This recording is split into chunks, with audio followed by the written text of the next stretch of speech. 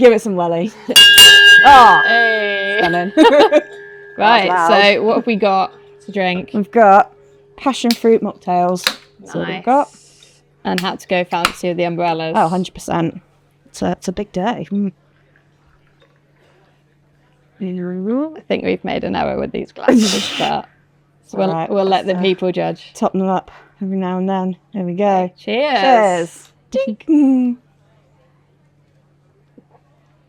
Oh, well, that is nice. That's good. So, Team Copy. Team Copy. Let's do it. Yes. Different words for copywriting. Word herder, sentence slinger, or if we send things for proofreading, oh no. Every time. There's always a mess. Always. And the things that I think copy's come up quite a bit already in the podcast. So we had Nish and Mig talking about Gen Z, tone of voice. Rob and Dan have been talking about branding, which obviously tone links into, and we've had Ash and Zoe talk about UX, which again links into the wording you use, different buttons, how it flows through the website. Absolutely. You know, it impacts every single part, particularly what we do in marketing and branding. So you can't help but talk about coffee. We are everywhere. We are. We are everywhere. Definitely.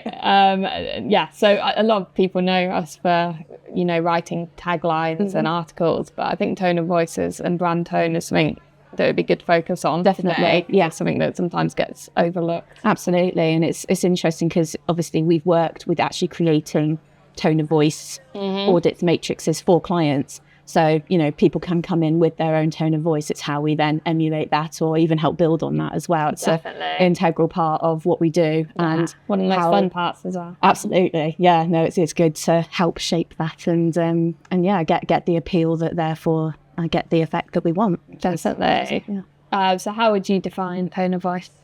I think tone of voice is kind of how a business or a brand wants to come across. It's how they communicate with their audience and how they want to sell their business or their product in a way that resonates in the most kind of impactful way to get sale, to get feedback, to get any kind of like positive response from the audience. That's how how the first thing that kind of sticks in my mind. So their personality and absolutely how they put that across in different ways. I agree. I think it's something that should basically reflect what the brand's doing anyway, day to day. It shouldn't be field attached. No, exactly. Yes, and that's how that resonates across, not just in one part of the business, how it resonates across the entirety, because it could be multiple things that they're trying to put across. So it's important that they sound right, basically. 100%. So on that note, what is a good tone of voice?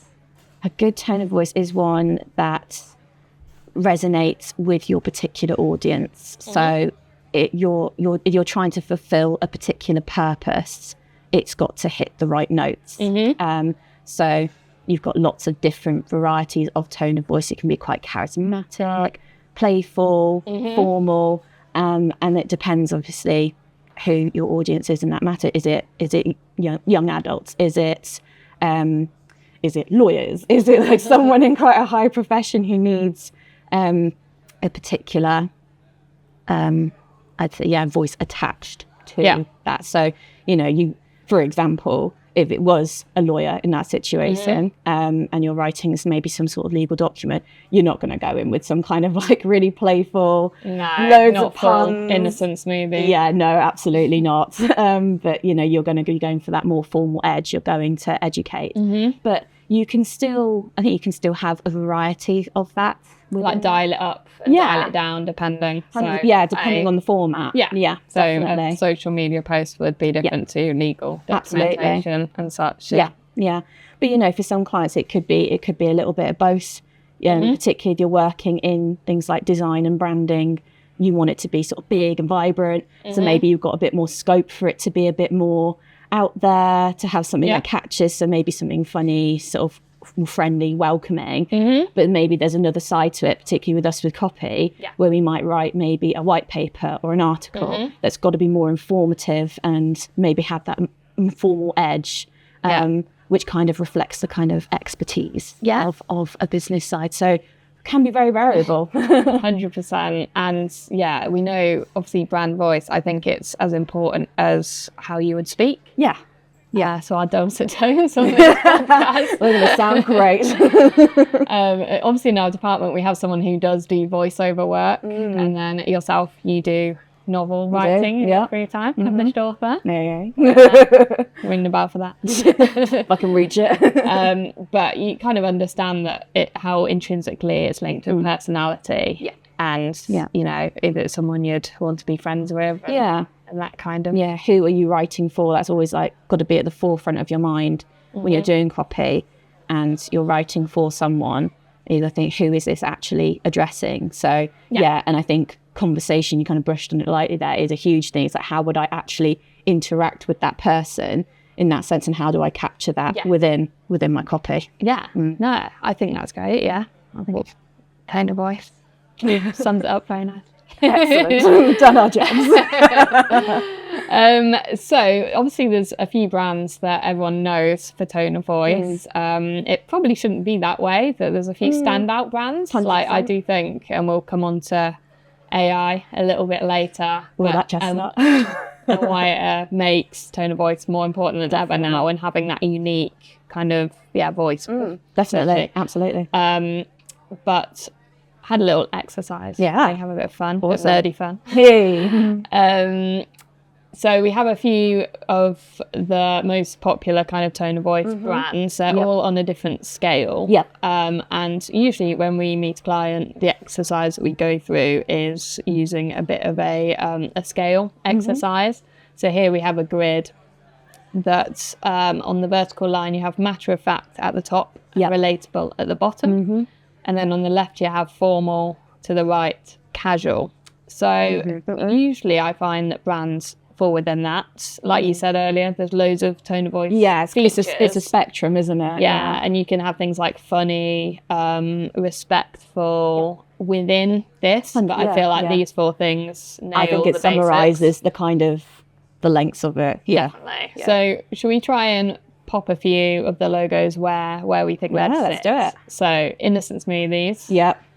Very well known. Still a personal favourite though. Like I think the first time I discovered that they had writing on the bottom of the bottle saying "Don't look at my bottom." It just brings a bit of joy to the day. And I think they obviously want to bring joy with their smoothies, but they do a lot of sort of covert copy. I would say they're very kind of morally playful almost, because, you know, it's funny, it's welcoming, it's inviting. Definitely. It gives you a little bit of a tickle with the little jokes and everything, but obviously their message and particularly like their environmental outlook, that's something that they also really want to put across, but in a really like accessible, friendly way. So they nail it every 100%. Time with that. I feel like Innocent are one of those where, particularly in like schools and stuff, when people are trying to work with different formats or different tones of voice in their writing and trying to get those kind of practice styles in, Innocent's a go-to. 100%. Because they just do it so well. You want to have a bit of fun with copy, you go with Innocent. Yeah, I agree. I think some people might eye roll when we say Innocent's first one, but I think it's a good place to start. No, I think so. We can kind of talk about brands that maybe aren't as well known, but we've seen and like or later.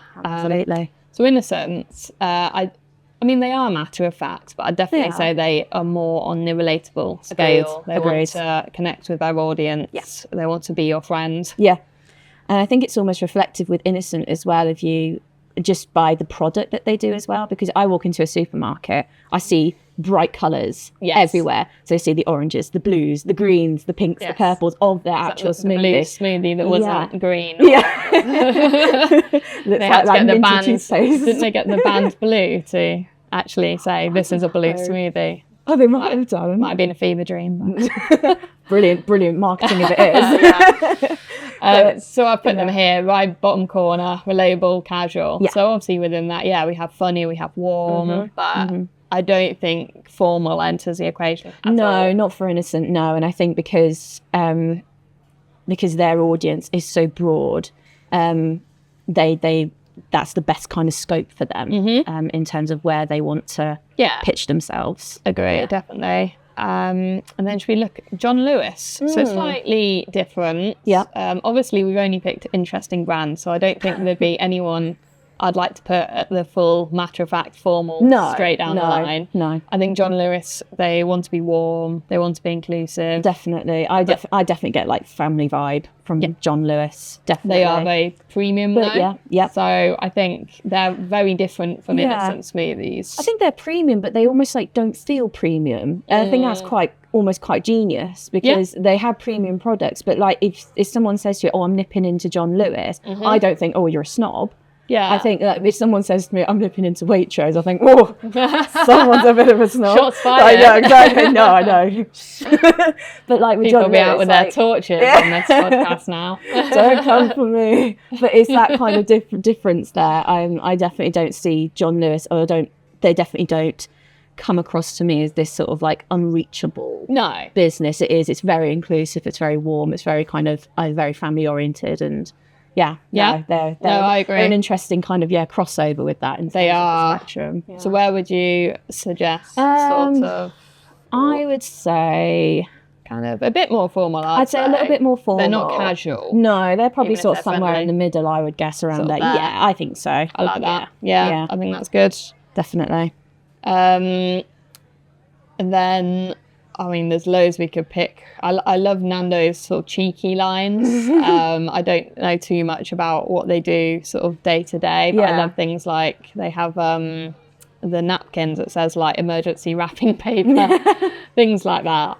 I think Nando's is an interesting one, because I actually think their audience is probably a little bit younger, because like my parents don't get Nando's. They don't understand the appeal of Nando's, whereas like for us it's just it's just a cheeky Nando's. Exactly. It's just cheerful food basically. So I think that kind of the cheekiness, the kind of playfulness, they're innocent, really. I agree. Yeah, they're probably in the same kind of bracket, whereas but maybe like less informative, I'd say, than innocent. Agree. But well, got loads. Let's do Duolingo before we move on. Because to be fair, I'm not sure we have room for them, because they are possibly bordering on unhinged at times. They're chaotic. And that's why we like them. Yes. Threatening people who don't do their language lessons. All the aggressive messages. Yep. And that's Duo the bird. Never thought I would be bullied by a little green bird. Know. But I love owls, and you get bullied by one. No. Je ne comprends pas. Trauma. I mean, to be fair, I'd put them sort of down here. I think for the purpose of it, maybe they're a little bit, just because obviously it's a teaching and it's site. Informal. Yeah, definitely. Yeah, but very casual. Yeah, I'd agree. Yeah, cool. No, I think that's good. I mean, we'll probably talk about more of these brands as we go. Yeah, they'll definitely get mentioned. Anyway. But if, say, John Lewis or a similar brand did want to become a little more warmer, moved more to the casual end, I'm not saying they should, because I think they do what they do really well. I agree. But if you were a brand who was sitting in that more formal bracket and you wanted to move over and be a bit more relatable, a bit funnier, what are the sort of quick wins do you think people could do with their tone of voice? It's a good question. I think when you become casual and relatable, my immediate thought is to be just more conversational in your tone. Using contractions. That's a good example. You're instead of you are. Yeah, absolutely. Yeah. And being a bit more customer focused as well. So the constant use of you. Yeah. Making them feel included. And it's not just saying we do this, we do that, because that distances yourself from your customer and your audience. Yeah. So definitely those more kind of conversational add-ins. Are they're definitely like my go-to, that I thought if you want as a quick fix to be more casual. But it's a difficult one with John Lewis, because they would definitely not want to like flip over and be like, I'm going to be all playful and fun and all funny and stuff, or like sort of take more of an innocent smoothies. I think for some brands that would sound disingenuous. Absolutely, when you come across as cheesy. Yeah, and if you're a bank or a law firm, you mentioned earlier, I think you don't want to sound disingenuous. I Absolutely. think got to be careful. But I think, like you said, having the customer at its heart, think about what the product that you're trying to sell essentially represents to that customer. So absolutely, yeah. Finance, what's the use to them? Yeah. But you're selling peace of mind. For finance, for a car, you're selling freedom. It's trying to tap into those drivers more than we've got a good offer. Exactly, yeah. What does the customer actually want, and how are we fulfilling that need? Yeah, definitely. And then obviously there's sometimes where it doesn't go so right for customers. I mean, an example that's doing the rounds at the time of recording is the apology statement trend that I've seen everywhere on social media. So it's basically one of those formal style apology statements saying, oh, we have to apologise because our product is so good that customers can't get enough of it. So it's become a bit viral. I'm not sure it's my favourite campaign, to be honest. No, it feels a bit whiny. A bit beggy. It does a bit.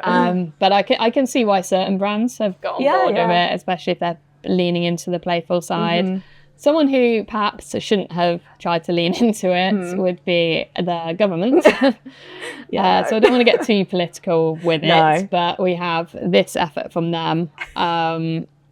It basically kind of goes along the lines of, all of our, our efforts to give a child the best start in life have had unexpected consequences. And then so it goes on to talk about government childcare, breakfast clubs. And I kind of get what they were trying to do, but I think given the climate and just the sensitive nature of anything to do with finances, childcare, it went down like a lead think balloon. in this case it actually comes across as quite tone deaf. It does. So when you're dealing with, and because they're such an authoritative figure, obviously, you can't joke about these things because obviously that power lies in their hands and you can't joke about that. No, and I think they've put it from the Department of Education social media team, so they're trying to play it as a fun thing. But I think if you look at it and the response that it got, you can probably imagine. That's when you just need to be a little bit careful, knowing your audience, reading the room.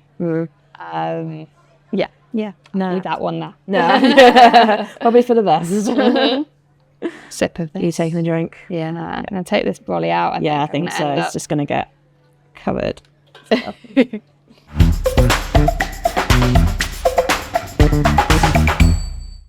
So a lot of this tone of voice malarkey sounds very good in theory. You've got your tone of voice guidelines, you put together a plan, a content strategy. What happens when it's live, when it's in the moment? So what happens if a customer were to complain to you? How do you ensure that all your team know what tone to take? How that would link with the brands as well, and when it's safe to have a bit of fun. Absolutely. So I thought we could return a little bit to some of the brands we just looked at. So if I was to send you a complaint, how would you respond to them if you were 1, Innocent Smoothies, 2, John Lewis, 3, I'm going to send a wild card in of Ryanair, 'cause I don't know if it'll be repeatable, but we know that they're known for their customer. They have a unique way. Weaponized sarcasm. Absolutely. Innocent Smoothie, If I was to say, I had a smoothie, it didn't taste very good. It's a lie. You're not firing shots at Innocent Smoothie. For Innocent Smoothie, if someone didn't like their product, to be honest, I don't think that Innocent Smoothie would necessarily. They might do a little bit of the playful side of it, but I don't think they would actually hone in on that too much. I think it would be sort of genuinely apologetic, and they might.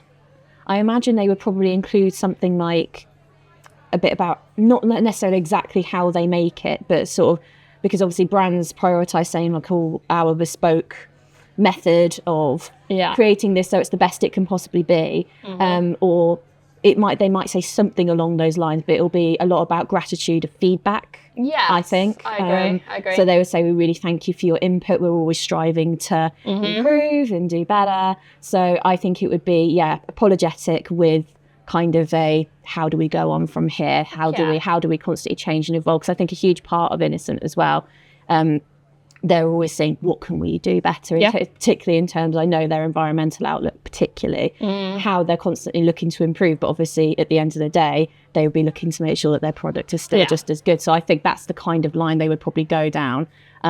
Even though, yes, we get all the jokes and the sort of stuff on the products themselves. I think they'd maybe make an offhand comment about the fruit behaving badly. They might do. Something, but the overarching theme would be about making it right. Agreed.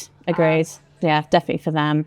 For John Lewis, I reckon they would stray more to their formal side. Again, apologies for the sort of maybe the inadequacy of the product that this person's bought. And then steps forward to say, how can we remedy the issue? Do you want us to send you a replacement? Here's a wide range of this. Have a discount off your next. Yeah, they might do something. They're not known for like heavy discounts. But I think that would be something they could. It's a possibility for them to use. Think so. Yeah, no, I think that would be the kind of line they go down. So similar-ish in that it'll be quite apologetic, quite genuine. And to say, they don't want to put their customer at odds. No. In that regard. Definitely. Yeah. Right now. The stairs haven't arrived for my plane. Bring your own stairs. Yeah. Jog on. You get what you paid for. Yeah. I know. Your bag's too big. Tough. Yeah. Yeah. That is least said about that, the better. Yeah. I mean, please let me on the flight next time I can. But Ryanair, they lean into them not being great. So I think that is true of their tone of voice. And I think a lot of people actually respect that. So it's always quite like bantery with their audience. And so I think people respect the kind of the back and forth, which I think is actually something fairly new, or I see it more often. Yeah. Maybe that's just with the help of social media as well. I'm thinking of like the Colin the Caterpillar arguments as well. Exactly. Yes. So, that kind of banter between companies and also then between their customers, I think can actually work really well in their benefit. And Ryanair, I do think, actually do it very well, albeit being like, it's actually not very helpful. It's not resolving my issues because I still need steps to get on this plane. Yeah. So, yeah, it's like the double window fee or something. Yeah. Good fun. So, Rach, which brands do you really like in terms of tone of voice? What really works for you and what's like really stood out? And you think, and you see their campaigns and you think they're absolutely hitting the nail on the head. I mean, the ones we've mentioned are obviously big hitters, but I do think there are some unsung heroes when it comes to copy, and it really depends on where you're shopping. Because some of these are sort of niche products, I suppose. But one that I really like is The Pack. Yep. So they're a pet food company. They're sustainable, vegan. So, or however you think about that as a dog owner. Yeah. But, their focus is on being good for their planet. Yeah. And I just love all of their touch points. So I'll bring their website up. Obviously, from a UX point of view, I think it's pretty good as well. Yeah, I think bring in Ash as a guest star. 100%. It's very clear, clean, clear calls to action. But if you were to go on our mission page, there's some absolutely beautiful copy on there. So you've got the pack for the planet, the revolution is here and it's hungry. Love it. Which we've all had a dog giving us the eye when it's dog when owners, it's that time. Dog owners will relate. It just something about it being wag worthy and tastier than a well-chewed slipper, and just some funny quips. But it has important information on there as well, like the founder's mission. It has the story, which cats and dogs it's for. It names the people who made it as well. So it has that personal edge. So I love it. I think it's brilliant. I first heard about them when I got an email from them and it said the dog's dinner done right. And I was like, That's good. I'm sold. That's good. I approve of that. And then right at the bottom of the webpage, we have a clear call to action. So instead of sign up to our newsletter, which could be a bit dull, we have join the pack. Yeah. Which very direct. Love. Yep. Yeah. So decisive. That's a big hitter for me. The other one is who gives a crap, which fantastic. You know, they're onto a winner when you get a subscription email saying we hope you like toilet jokes. And only they could get away with it, I think. Yeah. But they're a Australian loo roll company. Their mission is to improve sanitation and, you know, accessibility worldwide. So they give 50% of their profits away. You've probably seen them. They arrive in massive boxes of individually wrapped loo roll.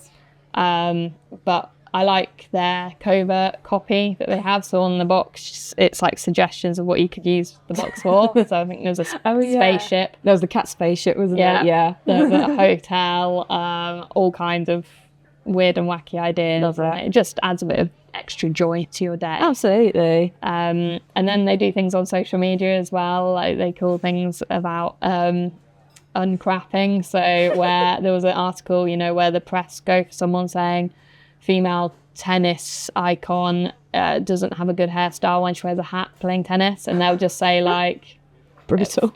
Best in world wears hat.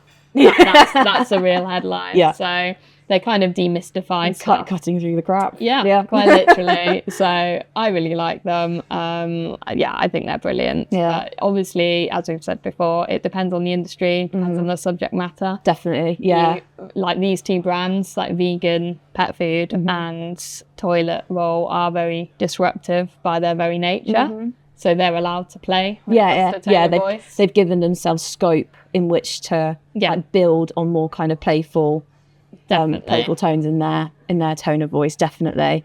You definitely feel there's always like room for more with them. It doesn't feel limited. That they can just keep going, and you'll be like, oh, where's the next great pun coming from? Exactly. I mean, it depends on your view on toilet humour, but it's quite cheeky. Yes. I like it. Absolutely. As you say, it just brings a little bit of joy to your day, but it's memorable then as well. Yes, I think that's it. Like, I never thought I'd ever say a loo roll brand would be up there in terms of branding, but here we are. Absolutely. So bravo. Exactly. Bravo indeed. How about you? Any brands that stand out that perhaps people won't know as well?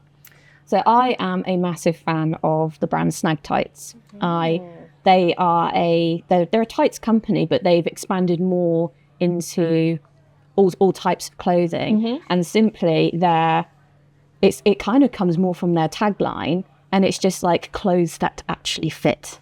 Yeah. And it's like it's so simple, and you think that's probably not effective in the slightest. But if you're a woman, you know exactly what that means, and you're like, finally something that works. Now I'm a huge fan of their products. I've got their tights, and they are the best tights I've ever worn in my life. Like, they are genuinely amazing. And similar-ish with Innocent, they've got the ethical side of it, so that's also part of their website title, I think, now as well. So ethically made, but you know, it's consistent across their website. It's a little bit different on their Instagram. Their headline is slightly different. I think it's clothes for everybody. So again, everybody, exactly. Everybody. So playful, fun. They're vibrant. I like that. But again, it feeds so nicely into exactly what they do, because you know the purpose of them is that they have accessibility for everyone to wear the clothes that they want, and particularly on the plus side size side of it, that's a huge thing. I think to begin with, it was really targeted at plus size people, but you know, they cater for sizes, I think, from like 4 to 38 or something like that. So they've got a huge scope. That's how they've developed. Yeah. So I think initially it really resonated with the plus size community, because, you know, clothes that actually fit. You're not walked in a plus size woman's shoes. My gosh, like, finding clothes is really impossibly difficult. Yeah. But it's extended now to all women because, as we know, basically all high street women's sizes are absolute rubbish. Like no one knows how to dress a woman. In every shop. Exactly. Whereas this, and it is honestly, and just because I'm a customer of them as well, they're absolutely on the money. Like their products, sold their tights to me. Their products really do speak for themselves, but they are consistent with that messaging. It's so simple. I mean, yes, you've got the slight pun there on everybody, which I love. Yep. But it is constantly consistent throughout. And I think even their about page, let me find. Where was it? I think that's there. Yeah, game-changing comfort first design. That's them in a nutshell. Yeah, you know. I like it, and I really like the line as well on there. So it's not the lead line on their Instagram, but it's like the points. It's like ethical, global, comfy fashion that fits. It's a huge part of their selling point. It is absolutely. You know, there's no kind of flamboyancy around it. It's not like trying to sell you like a luxury line or anything like that. It does its job. It fits you. It's comfortable. It's ethical. It's fashionable. Yeah, they just go bish bash bosh, mic drop moment, done. I think they're fantastic. Yeah, I love their branding. I think and it's so colourful as well. Their logo, all of it. I'm sure you could do a case study on all of their marketing, really. Definitely, yeah. I think as well that's one thing I like about some brands is I'd like to be friends with them. Yes. Oh, they are absolutely one of those. Nice. And even when I've ordered from them, you know, they come very nicely all wrapped up and packaged, but you get thank you notes in them as well. So you have that kind of personal edge there as well of being like, you know, there's like a thank you for supporting the business. But they're a big business now, but even a big business still takes the time out to say thank you for supporting us. And you just think that's 500,000 followers on Instagram. They're doing something right. Absolutely. So big fan of them. Definitely. Are there any brands that you wouldn't want to be friends with? Based on the personalities they're putting out there. I thought of one. Yeah. So I love their marketing and they make me laugh every single time. But if on a friendship level, I wouldn't want to be friends with Specsavers. I love that advert. But if I was an old biddy and I went and sat on a roller coaster to enjoy sat on a bench. To enjoy my sandwich and it took off like a roller coaster, I wouldn't want someone then saying I should have gone to Specsavers. True, yeah, it feels a bit of a style. I would a bit of an insult. Fuming with my sandwich all over my face. Don't want to be told where I'm going wrong. Yeah. I think that's a sort of natural human response there, isn't it? Like, I don't want to be told that. Definitely. That's a good point because we were talking a bit about brand voice icks, weren't we? Yes. Are there things that trigger you? I don't like it on websites. So when you go, particularly clothing websites for me, and if I go on there and it will say, you know, you need to spend £80 or more to get a certain amount of discount off, I might just need like, I don't know, a pair of jeans or something. They're not going to cost me 80 quid. Like I'm not going to spend that, £80 just to get whatever discount. And then when you go to check out, you get all the pop-ups afterwards to say kind of like, are you sure? Are you sure? And then you get the really passive-aggressive message at the end of being like, it's literally the box saying, fine, I'll spend more money. And I'm like, it's just really passive-aggressive. Yeah. And I understand like the impact behind it because it's obviously they're wanting people to spend more in order to get their discount, but you spend more with the website, with the brand. But I personally find that I just get a bit affronted by it. And I'm just kind of, that's a bit rude. So that's a bit of an icky one for me. Yeah, I don't like the passive aggressiveness of it. Definitely. I think it's quite full on when you haven't yet purchased from them. Yes. I think. Yeah, for a new person, 100%. Yeah. I think that's, it's a bit of a weird one. It is. Yeah, I mean, for me, it's most of the time I've got an understanding of it because like, I bought from them before and I like the quality of the product, but even as a seasoned customer, for a new person that would be a bit like I don't feel welcome. And particularly I think for stuff like clothing, similar to what we sort of touched on with that, you want to feel included in that kind of sphere. If you immediately are told kind of like fine then, pushed aside, you feel like maybe a bit hesitant to go back. I think my biggest ick is when it's not rooted in reality. So, you know, the Department of Education trying to use TikTok language. It's just cringy. Yeah, I think that's what upsets me the most. And when it's not consistent, which we'll touch on properly. Yeah. I think that's a big one because, it's a bit unnerving if a brand's going through multiple personalities. Yeah. You don't know what you're going to get. So it's not trustworthy then. No. And it doesn't give a good brand picture. No. It would be the same if you started using a different colour scheme from your brand palette all over again. It doesn't work. It's different when it's a rebrand, because that's kind of like an expected change. But when you're just randomly going through the motions of like 1 week we're doing this and then 1 week we're saying that, and it's like, what do you mean? I just for me it's just kind of like, who are you? Because for me that would indicate that they don't like necessarily have like a direction as to how they want to come across, and if they don't know who they are kind of personally, it's like, how can you then kind of then trust what they're selling or what they're promoting? It really is like, it's why it's so important. So you might buy from them, but you probably wouldn't build a relationship with that brand. Agreed. And that they're authentic and I like that. Any more icks? It's a strange one, because it kind of works both ways. So like Yorkie and Snickers, and you've got the strap lines for that. So Yorkie was not for girls, and you've got Snickers of get some nuts. Exactly, but like it's really icky because it's like immediately like, that's quite offensive. And then obviously you've got Snickers on the other side of get some nuts, and again it sort of feels very exclusive to particularly genders. But like if they came into the market today with that, it would be an uproar. Like there would be an absolute uproar, but because they're so established back then, for so many years, it works. Like it's the kind of the banter edge of it that people kind of have grown up with, and therefore they sort of appreciate as an adult. Because obviously I saw the Yorkie bars and stuff as a kid, and it said not for girls, and I just went, I'm having one anyway. Exactly. I don't think it's ever stopped me picking one up. Exactly. And then you sort of look back on it now and you just kind of go, haha. But if they came into the market today with that kind of messaging, I think I for one would just be like, what? That's crazy. That's outrageous.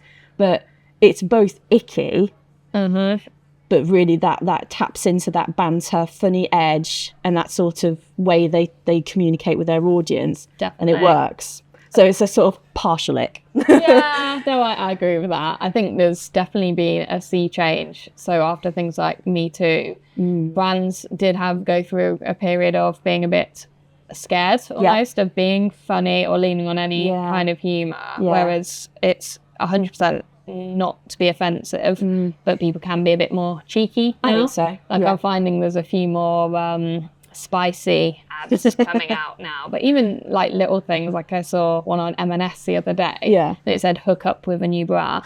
Like, amazing. I mean, they're like purveyors of trusted, reliable pants, aren't they? And the fact that they've put M&S underwear is elite. They put something a bit flirty on there, but it's not like trying to be flirtatious. No, it's more just a girl who wants a new bra. It's tapping into both that practicality and then those sort of maybe the more romantic connotations of underwear. So that's brilliant. And how do you feel about brands that don't swear but lean towards it? So an example would be KFC, who ran out of chicken, and they changed their logo KFC to FCA. And put just a social media post saying we've messed up. How do you feel about things like that? It's risky. I think for me it's very risky. I that kind of humour appeals to me massively, but there are people who really, really don't like that kind of approach. I think maybe for them for some, I think it maybe can come across as a bit aggressive, because that's what they associate maybe more sweary language with. Which I can understand. For me, I think it's brilliant. I just think it's hilarious.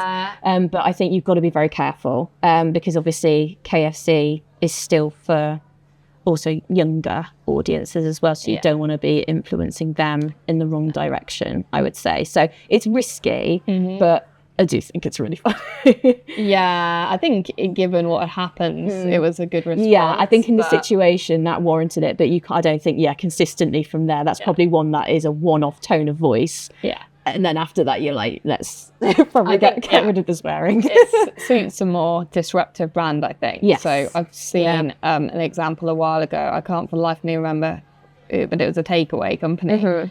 And they were trying to cut down their plastic use. Yes. And obviously, you can tick a box to say if you want plastic cutlery or not sending. Yeah. And they'd put plastic cutlery, ? Fork, no. Hey. And I was like, yeah, I quite enjoy that. But again, they're there to be disruptive. They're trying to save the planet. So I think they do have more room to play. Yeah, agreed. Yeah, there's a time and a place for it. Yeah. Definitely.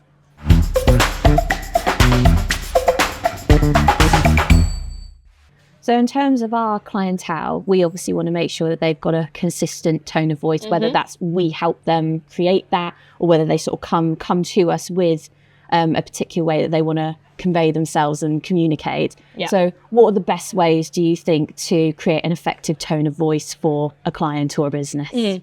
Well, a tone of voice audit sounds really scary, and I think it feels like you're embarking on a very jargon heavy, almost a rebrand. I don't think it's, quite that complicated. So I usually start with 5 questions, and I think, everyone can ask themselves these. So the first one would be, if your brand was a person, who would it be? Yeah. So again, you're going back to the personality.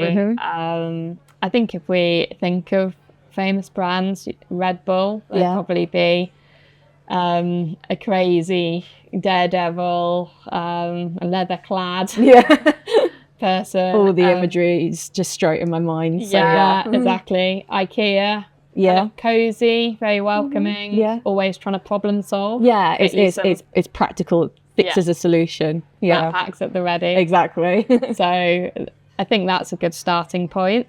The second one would be, what emotion do you want to evoke in your audience? Yeah. So we've touched on it earlier. If you're a bank, they might come to you wanting a mortgage or advice, but what they really want is peace of mind, security in the future. Yeah.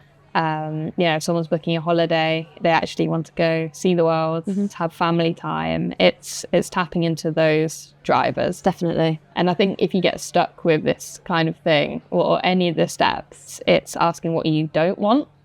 Yeah, is a good one. Yeah, what can you exclude, and how do you not want to come across? I think that's another sort of key. Call that 2A. Yes. Yes. 3 is, does it make your audience feel seen? So no one likes being talked at. No, absolutely. I'm doing a lot of it to you right now. I'm offended. But welcome to my TED Talk. But you want them to feel involved. So it's just flexing how you speak. So instead of saying, we are delighted to announce our new product, you're more saying, you wanted... you wanted like more in stock, or like you wanted more. Yeah, you wanted. Or you wanted more variety. You asked for more variety, and now you can enjoy it. Yeah. So that's the kind of way you could flex that. Yeah.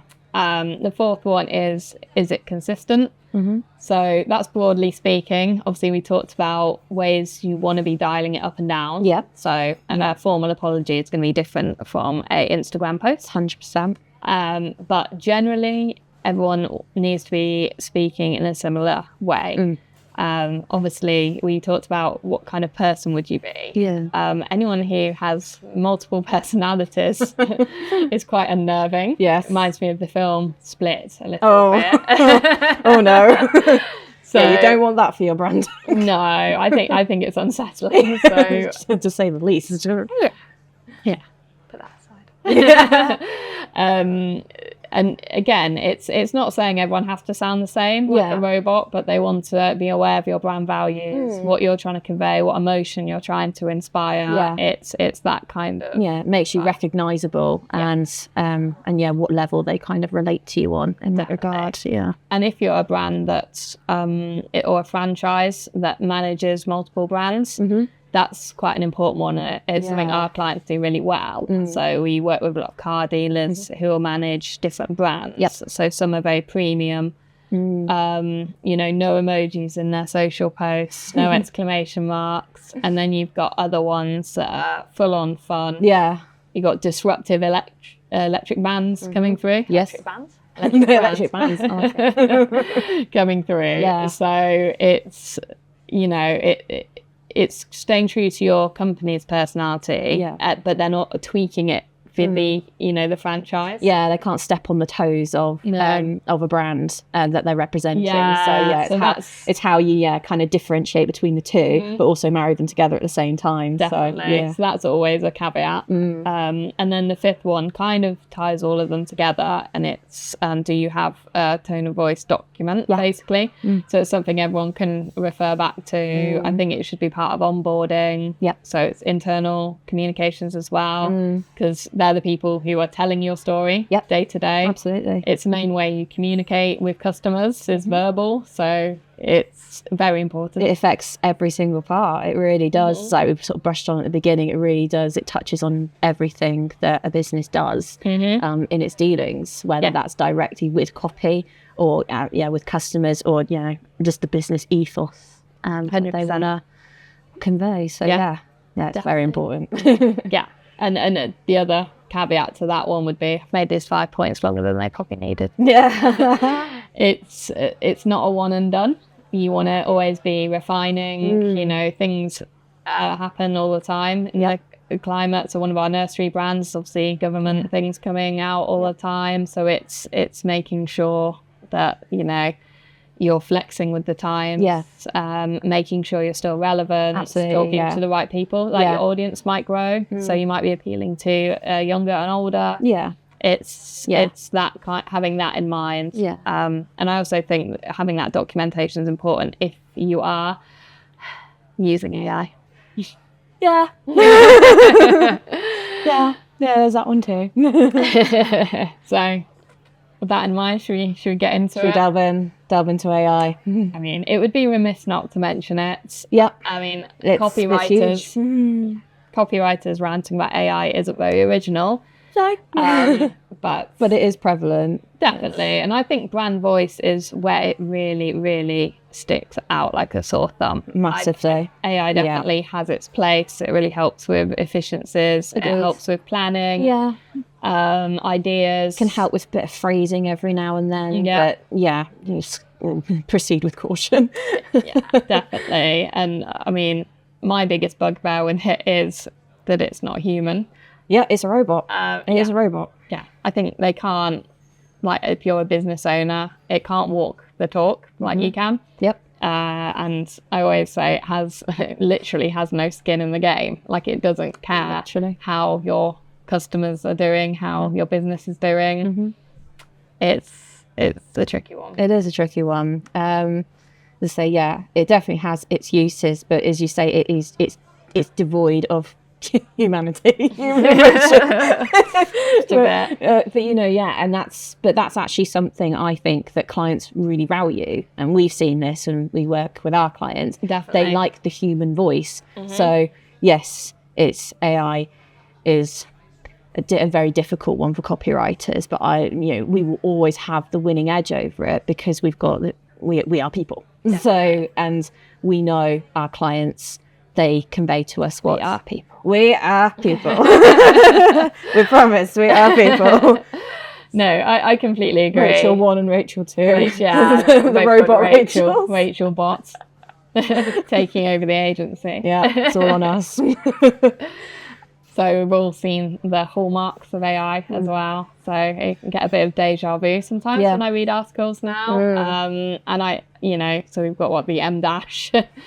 So I think is being wrongly vilified, but we've got the M dash. We've got in today's digital world. And there's a few kind of keywords in there as well that you can spot.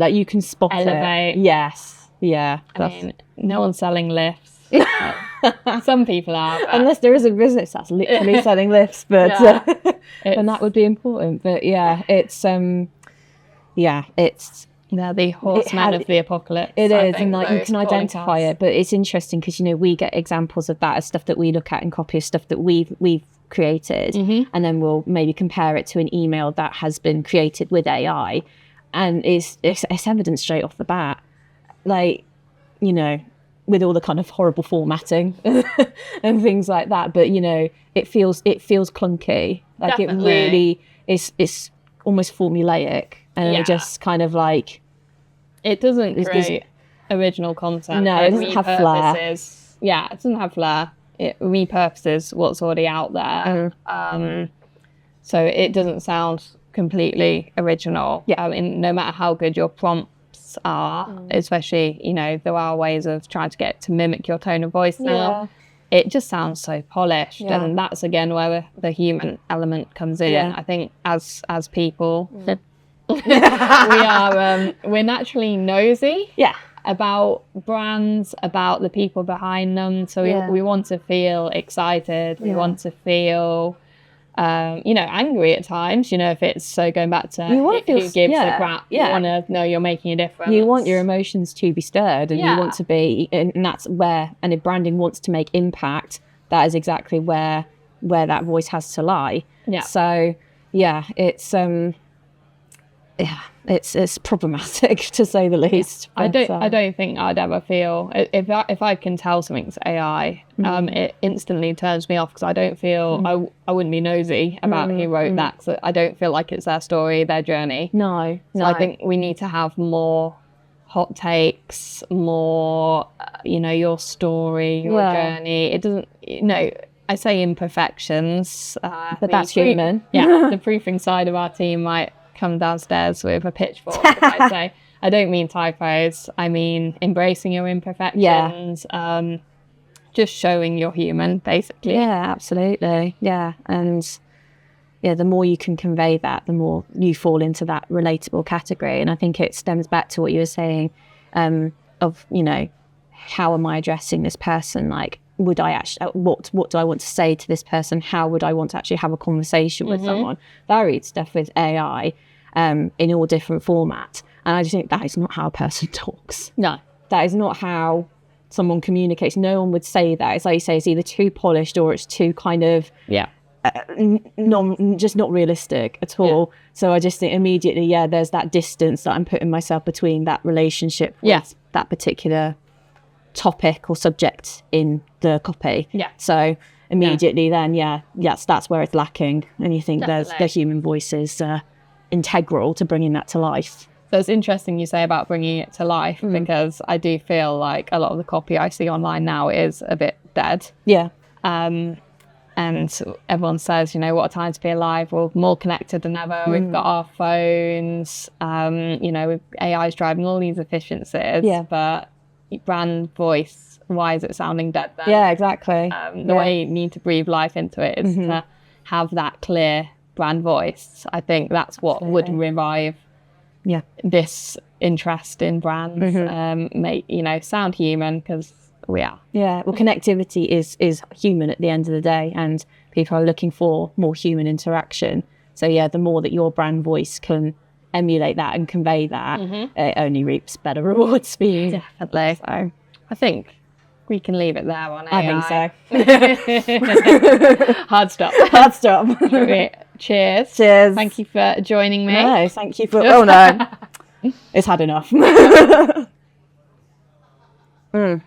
Oh, should we ring the bell? Ring the bell. I'll let you do the honours. Oh, let me reach up. Good stuff.